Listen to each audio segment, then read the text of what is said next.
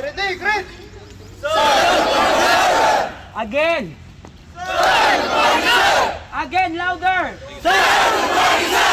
Okay, this is a beautiful Tuesday morning to each and every one of you. In a few months, you will be graduating whether we like it or not.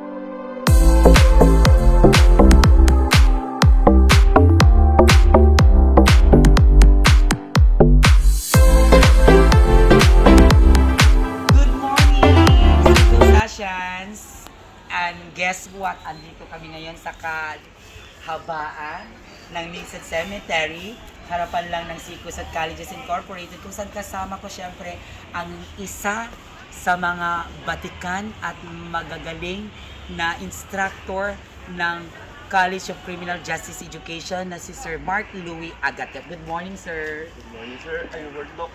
Ayan, nag-spot check ako being the Student Affairs Officer at nandito nga ang ating mga graduating students at ginagawa nila ang kanilang mga militaristics training. At matanong ko lang sa iyo, Sir Mark Louie, ano yung, nung binigay sa iyo itong mga graduating students para sa kanilang training, ano yung naging challenge sa iyo nung una? Nung una, Doc, challenge sa akin kasi nalaman ko na dahil sa pandemic, naging online ROT sila. Ngayon, naisip ko, yung unang gagawin sa kanila, ituro muna sa kanila yung mga basic, yun yung challenge. Habang doon, basic, tinitignan ko na rin yung mga disiplina nila.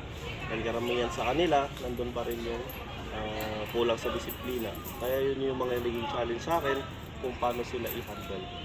Kung ako mahirapan. So talagang, oo nga naman, kasi product sila ng 2 years na pandemic, walang ROTC, walang face-to-face na klase, kaya talaga ding yun ang challenge sa'yo kung paano mo sila ibalik sa tamang training. Ayan.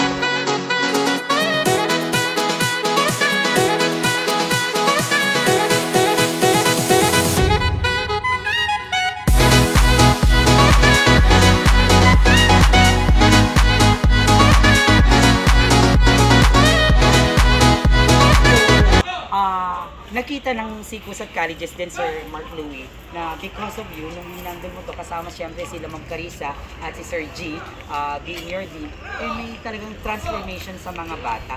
At na-appreciate namin talaga kasi they were able to transform well and become more productive na graduating students. Ano, sir, pa yung mga ibang preparations na inihahanda mo for them?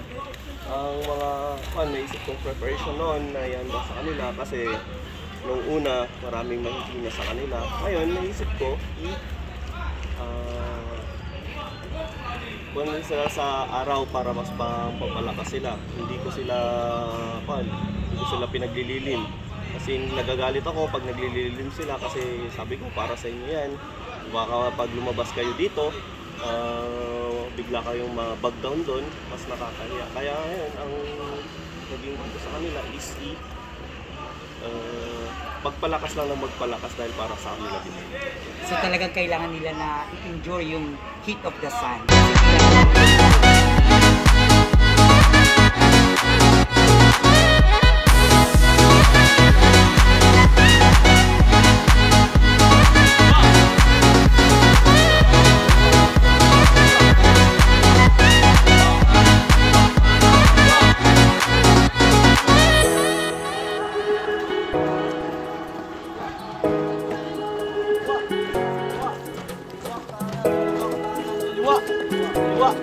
Kaliwang panikat. Kaliwang panikat.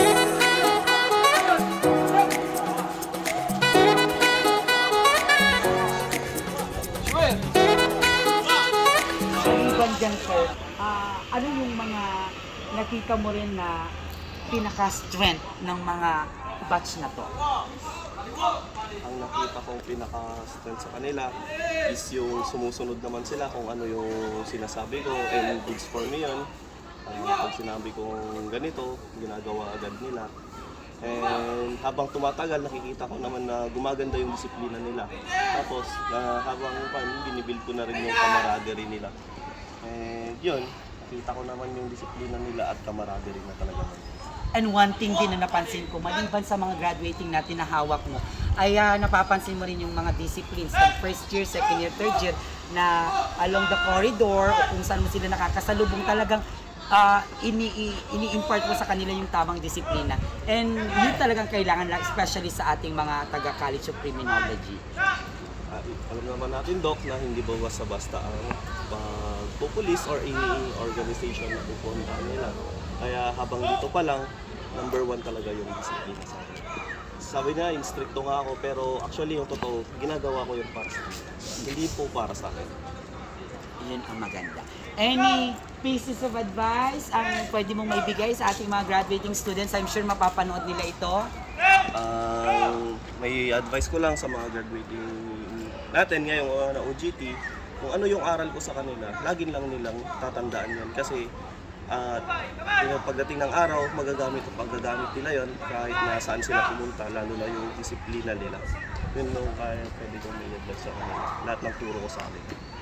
Thank you so much, Sir Mark Louie Agatep, dahil pinagbigyan mo ako. Nag-spot check lang po ako dito para makita rin because this is part of my job as the Student Affairs Officer. At dito ko nga nakita si Sir, o diba, nangitim na ng pirming ako na din Ilocano because nandyan talaga siya, hands-on po siya dyan sa training sa mga bata.